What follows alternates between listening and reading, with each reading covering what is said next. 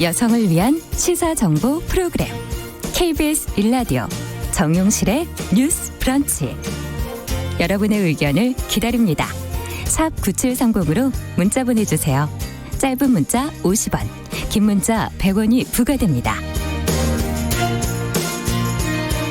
네, 정용실의 뉴스 브런치 항상 여러분들의 의견과 함께합니다. 9730 문자 보내주실 수 있고요. KBS 라디오 콩 그리고 유튜브 라이브에서는 KBS 일라디오 치시면은 실시간으로 계속 보실 수가 있습니다. 의견도 남겨주실 수 있고요. 끝나고 또 놓치셨다면은 유튜브 네이버 다음으로 정용실의 뉴스 브런치 치시면 됩니다.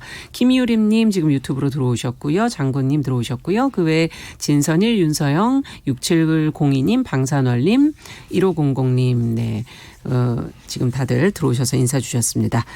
자, 이제 뉴스 시작해보죠. 오늘도 평론가 두 분 자리해 주셨는데요. 더 공감 여성정치연구소의 송문희 박사님 안녕하세요. 네, 안녕하세요. 전혜연 시사평론가 안녕하십니까? 네, 안녕하세요. 네, 두 분과 함께 오늘 앞서 이제 저희가 코로나19 얘기로 시작을 했는데 관련 뉴스를 먼저 좀 살펴보죠. 정부가 지금 일본 크루즈선에 탑승 중인 한국인들의 국내 대피를 추진하겠다 뭐 이런 보도가 지금 나왔는데 내용을 우리가 간단히 좀 살펴보고 다음 뉴스로 갈까요? 예, 이 크루즈선 다이아몬드 프린세스에 승선한 한국인은 14명 정도로 알려져 있습니다. 네. 승객 9명, 승무원 5명으로 전해지고 있는데요. 당초 우리 정부에서는 사실 이분들을 우리나라 즉 한국인들을 한국으로 모셔오는 것에 대해서는 적극적으로 검토하지는 않았습니다. 그 이유는 일단 일본 정부에서 탑승자 전원에게 코로나19 진단 검사를 하고 음성 판정을 받은 탑승객을 하선시킨다는 계획이었는데요. 네. 이럴 경우에는 우리나라에 만약 연고가 없는 분이라면 굳이 우리나라로 모셔와야 되냐 뭐 이런 얘기도 있었고요. 또 다른 나라의 대응도 살펴본 것으로 보입니다. 그런데 지금 일본 정부에서 19일까지 감염되지 않으면 배에서 자유롭게 하겠다는 방침이긴 한데 네. 지금 미국이나 캐나다, 홍콩, 대만에서도 크루즈선에 있는 자국민 철수를 위해 전세기를 보내기로 한 것으로 알려졌었고요. 또 우리나라에서도 적극적인 우리 국민 보호를 위해서 이런 조치의 필요성이 제기되면서 이런 결정을 한 것으로 보입니다. 예. 일단 일본 당국의 조사 결과 음성으로 확인된 한국인이 대상에 포함될 것으로 알려졌는데 현재로서는 대다수가 감염되지 않은 것으로 알려지고 다행이네요. 있기 때문에요. 네. 대부분이 포함될 것으로 전해지고요. 그렇다면 어떤 사람이 어떤 방법으로 될 것이냐 말씀드렸듯이 일단 검사가 진행될 예정이고요. 네. 그리고 본인이 정말 한국으로 오고 싶은 건지 아니면 한국에 따로 연고가 없어서 일본으로 가고 싶은 건지 이런 확인 절차를 거칠 것으로 보입니다. 또 뭐 여러 가지 이 크루즈선에 탑승했었던 이분들을 모셔오는 교통편도 여러 가지 가능성이 제기되고 있는데요. 네. 소수이니까 민간 여객기를 격리하는 방안이라던가 아니면 일간에서는 뭐 공군기를 활용하는 방법 등이 검토되고 있습니다. 정부가 아마 그 주 요코하마 총영사관을 통해서 우리 한국인들의 의사를 타진할 것으로 보이고요. 구체적인 방안도 일본 정부와 협의할 것으로 알려지고 있습니다. 네. 자, 요 며칠 이 뉴스로 좀 시끌시끌한데 내용이 좀 복잡해서 저희가 하나씩 좀 살펴보죠. 민주당만 빼고라는 제목의 칼럼을 쓴 교수께서 지금 민주당을 교수를 민주당이 고발을 했다가 취하를 했는데 지금 후폭풍이 계속 이어지고 있어서 저희가 좀 다뤄보고 싶습니다. 내용부터 먼저 정리를 하고서는 의견을 좀 들어보죠. 이 본래는 이 사건이 하나의 사건이었는데 지금 여러 갈래로 진행이 되고 있습니다. 네. 일단 민주당과 이 언론사 또 필자와에 있어서 여러 가지 사건이 있었죠. 이 사건부터 먼저 살펴보면 임미리 고려대 연구 교수가 경향신문에 민주당만 빼고라는 칼럼을 기재했었는데요. 민주당에 대해서 뭐 비판적인 의견도 있고 또 여러 가지 의견을 제시를 했는데요. 이 부분에 대해서 민주당이 이해찬 대표 명의로 이 칼럼을 게재한 임미리 교수와 경향신문을 공직선거법 위반 혐의로 검찰에 고발했습니다. 그런데 이 사실이 지난주 언론을 통해서 알려지면서 굉장한 여러 가지 비판 여론이 제기가 됐었는데요. 네. 예를 들면 뭐 진중권 전 동양대 교수라든가 김경률 전 참여연대 집행위원장, 권경애 변호사 이외에도 민주당을 내가 지지했었다고 공개적으로 밝힌 일부 교수들도 민주당의 대응이 좀 과하다, 맞지 않다라는 글을 SNS에 올리거나 언론 인터뷰를 통해서 비판하기도 했습니다. 파장이 커지니까 민주당이 고발을 취하했는데 네. 여기서 또 이게 정리된 것이 아닙니다. 일부 여당 지지자들, 즉 민주당을 지지한다고 밝힌 일부 지지자들이 임미리 교수에 대해서 비판하거나 신고하는 지금 또 일이 하나 진행되고 있고요. 또 이에 대해서 임미리 교수는 민주당의 공보국 차원이 아니라 지도부 차원에서 사과를 본인과 국민들에게 해야 된다. 이런 주장을 펼치고 있는 상황입니다. 네. 또 하나 살펴볼 부분은 언론중재위에도 이 사건이 넘어가는데요. 일단 언론중재위는 임 교수의 칼럼에 대해서 이 공정보도 의무에 관한 조항을 적용했는데 권고 결정을 내렸습니다. 권고. 네, 예, 권고는 그런데 법적인 강제성은 없고요. 선거법에 대해서 가장 낮은 수준의 어떤 조치로 언론중재위는 판단하고 있습니다. 네. 자, 좀 사건이 조금 복잡하긴 하지만 어쨌든 그 처음에 시작은 고발을 했던 민주당의 대처가 좀 부적절했던 거 아니냐 하는 지적들이 나오고 있는데 어떻게 보십니까? 민주당 입장에서 현 상황에서는 어떻게 해야 되는 건가요?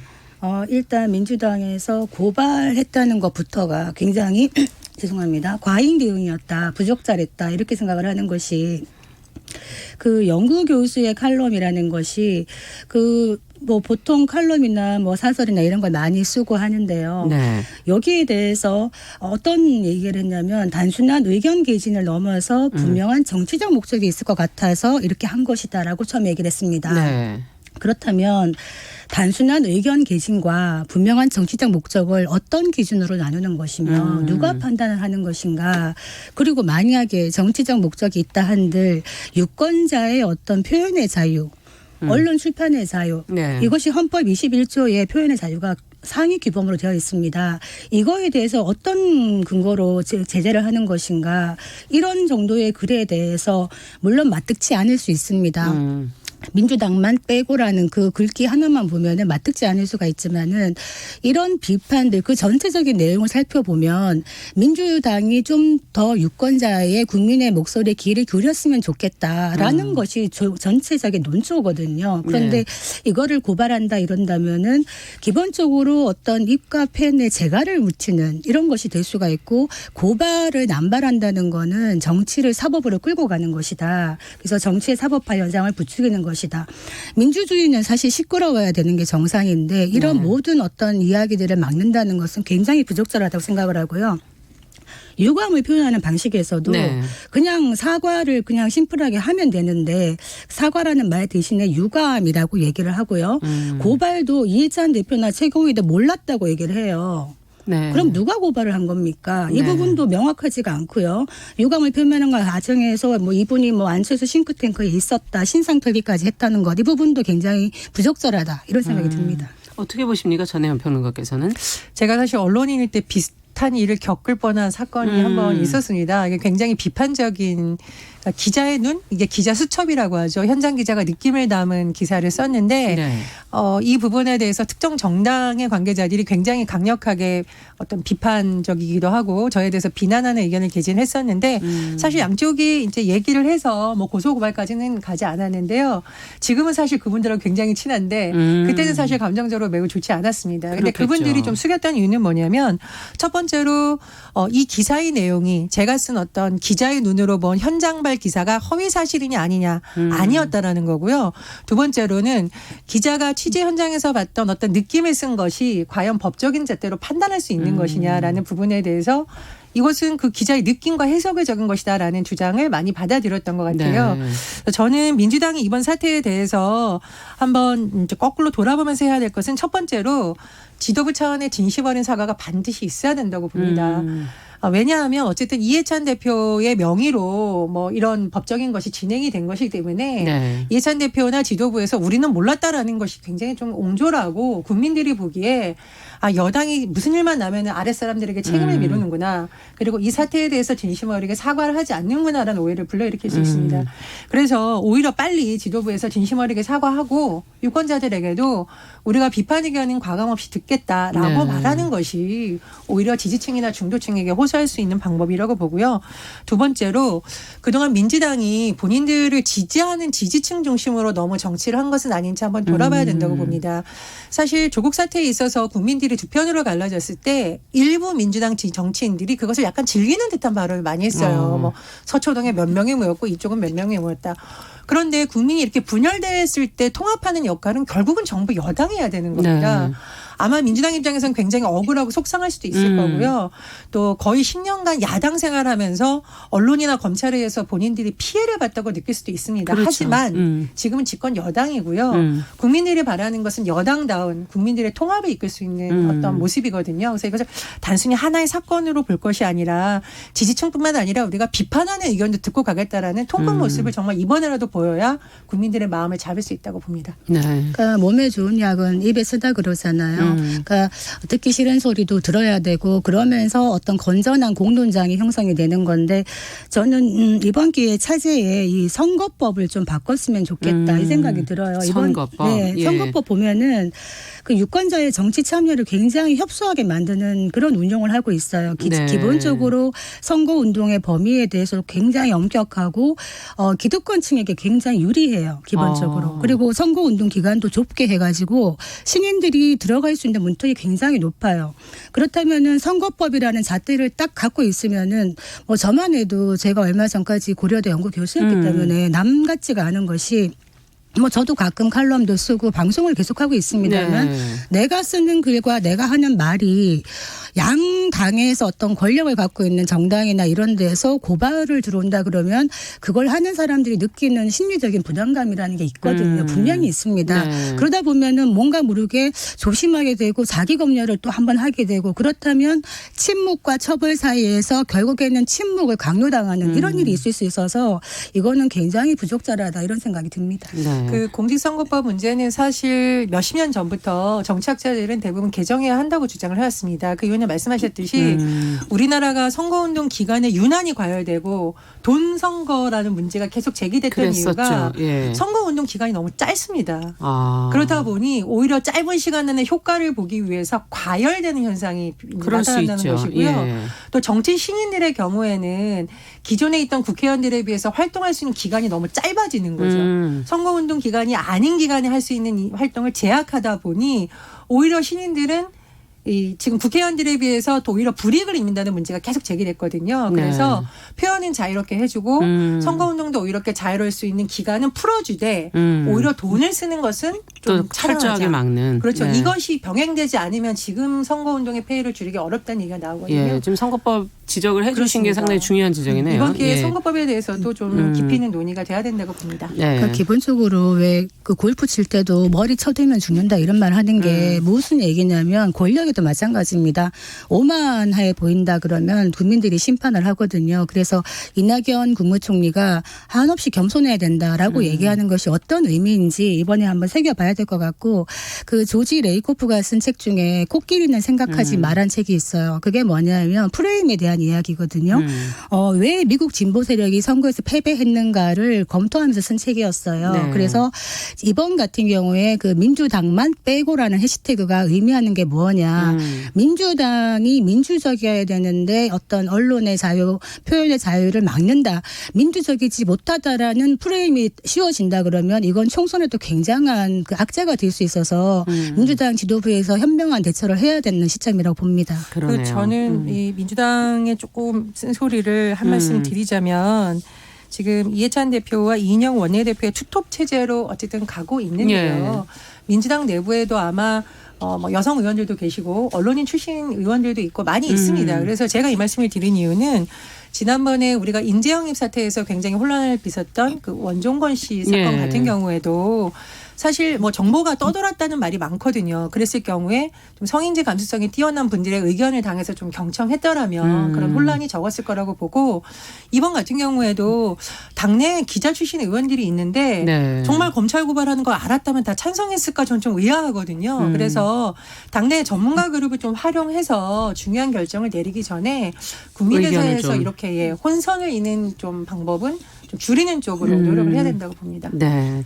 자, 그런데 또 이제 앞서 뭐 이제 임미리 교수의 뭐 신상에 관한 얘기가 잠시 언급이 됐었는데 자유한국당 안철수 의원과의 관련 경력 이 부분에 대해서는 또 어떻게 보십니까? 저는 우리나라에서 최근 이제 정치인들을 지지하는 세력들이 굉장히 뭐 선거운동도 자발적으로 네. 하고 SNS에 투표 열심히 하자 운동하는 거는 굉장히 긍정적으로 봅니다. 그런데 부작용이 뭐냐면 본인과 반대되는 의사를 펼치는 사람들 혹은 본인이 좋아하는 정치인들을 비판하는 세력에 대해서 의견에 대해서 반박하는 것이 아니라 그 사람의 신상을 털거나 공격하는 현상이 너무 강해지고 있다라는 거죠. 그래서 이번 사건 같은 경우에도 임미래 교수가 뭐 그런 활동을 한 것에 대해서 여러 가지 해석이 있을 수는 있지만 네. 그게 어떤 민주당이 했던 활동, 검찰에 고발한 거를 정당화시켜줄 수는 없는 거거든요. 뭐 문재인 대통령을 지지했을 수도 있고 다른 후보를 지지했을 수 있던 건 유권자로서 할 수 있었던 부분이고요. 그런 부분들이 하는 비판까지도 감싸 안아야 되는 것이 사실 정부 여당의 역할입니다. 네. 그래서 그런 과열되는 부분에 대해서는 조금 조심해야 된다고 보고요.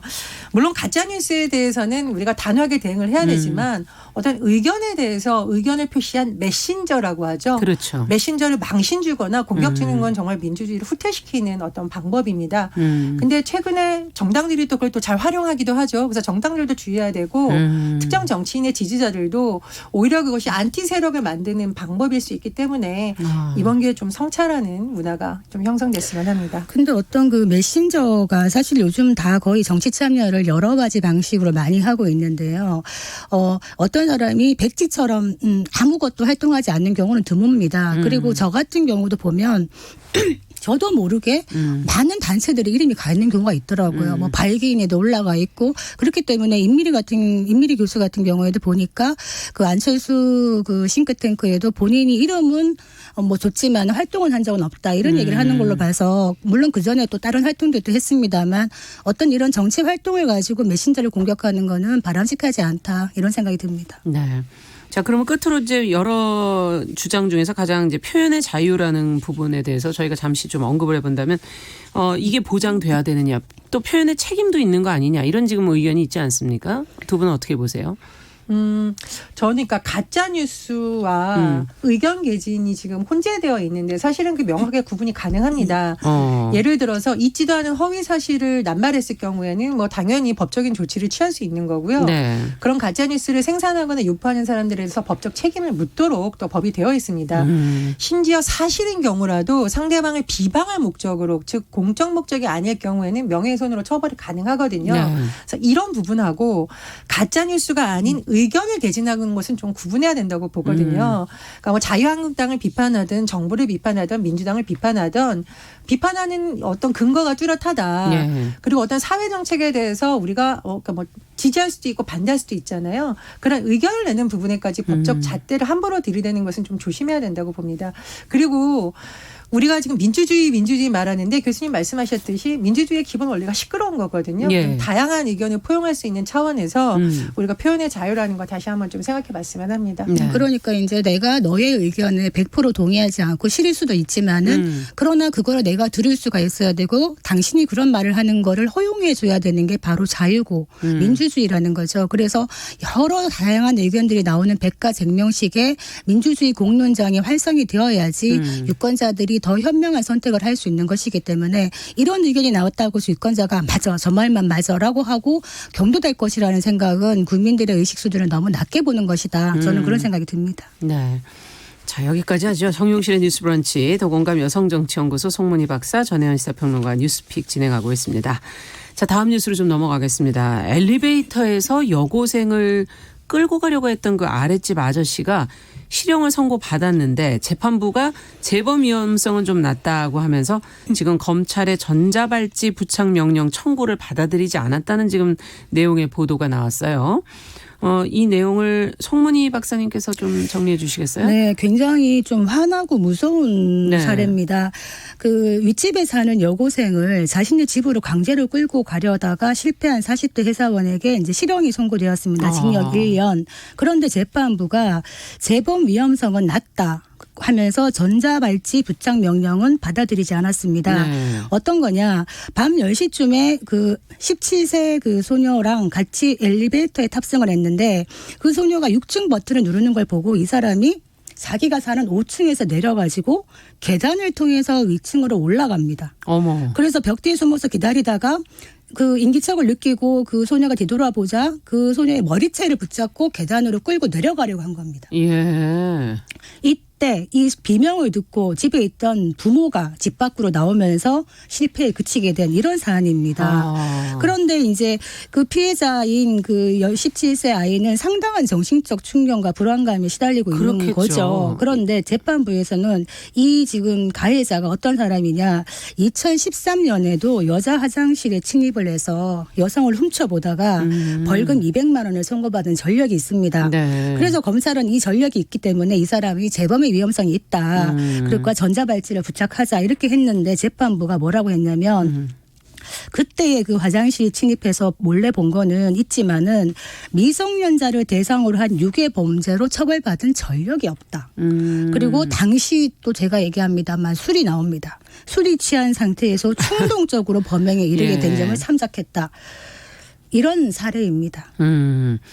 자, 전혜연 평론가께서는 어떻게 보세요? 이건 좀 어이가 없긴 한데요. 예. 이게 사실상 초범이 아닌 사실상 재범이죠. 사실상 사실상에. 재범. 예. 네. 그러니까 좀 종류가 다르죠. 종류가 다르지만 예. 성범죄라는 점에서 사실상 재범이고요. 특히 이번 같은 경우에는 피해자가 미성년자이잖아요. 그러니까요. 예. 그러면 어떤 분들이 댓글을 이렇게 달았는데 제가 굉장히 공감을 하는데 이 사람이 징역 1년 실형 선고 나오면 이 여고생은 거기서 계속 살아야 되냐 말아야 되냐. 그러니까요. 그러니까 저는 좀 피해자 입장에서 많이 재판부가 고려를 해야 됐다고 봅니다. 나쁜 사람이니까 강력하게 처벌해야 된다. 물론 이런 게 중요한데 더 중요한 것은 피해자의 입장에서 1년 후에 어떤 상황에 처할 것인가에 대한 좀 살아깊은 그렇죠. 판단이 필요하다고 보고요. 그리고 이건 뭐 제가 좀 함부로 말씀드리기엔 조금 위험하지만 재범 이상인 성범죄자들에 대해서는 사실 전문가들도 굉장히 의견이 분분합니다. 왜냐하면 이것이 과연 우발적 충동의 어떤 것으로 봐야 되느냐 아니면 상습적으로 범행을 치를 가능성이 있느냐 좀 면밀하게 봐야 된다고 보거든요. 네. 그래서 검찰에서 이 재판부의 결론을 받아들일지 아니면 뭐 추가 조치를 취할지는 모르겠습니다만 이런 부분에 대해서 피해자 중심으로 좀 면밀한 검토가 필요하다고 봅니다. 예. 아니 술에 취한 상태에서 충동적으로 범행을 했다 그러는데 상식적으로 생각했을 때 내리는 걸 보고 계단으로 먼저 그러니까 6층 누르는 걸 보고 계단으로 먼저 내려가서 올라가서 기다렸다가 하는 이런 그거 정신이 멀쩡했던 것 같은데요. 치밀한 계획을 네. 하는 거를 만약에 정신이 멀쩡한 상태에서 했다면 더 치밀하지 않았을까 이런 생각이 들고 지금 미성년자 약취 미수 체포치상 혐의로만 됐는데 그러면 이 아이를 끌고 가서 어떤 행위를 하려고 했을까를 한번 그러니까요. 생각해 보면 굉장히 부모 입장에서는 정말 끔찍한 섬뜩합니다. 일입니다. 그리고 굉장히 쉽게 생각을 하는데요. 제 지인 중에 이제 어릴 때 뒤에서 누가 쫓아와서 이런 경험을 한번 한 사람이 있는데 지금 20년이 지나도 그 생각이 계속 나서 밤에 누가 뒤에서 발자국 소리만 나도 가슴이 뛴다는 겁니다. 그래서 굉장히 이런 부분은 처벌이 좀 약하지 제대로 않나 저는 뭐 이루어져야 개인적으로 되지 않나. 그런 생각이 듭니다. 네, 그렇군요. 자, 오늘 뉴스는 여기까지 저희가 살펴보도록 하겠습니다. 뉴스픽 전혜연 평론가, 더공감 여성정치연구소 송문희 박사님 두 분과 함께했습니다. 오늘 말씀 잘 들었습니다. 감사합니다. 자, 정용실의 뉴스 브런치 듣고 계신 지금 시각은 10시 30분이고요. 라디오 정보센터 뉴스 듣고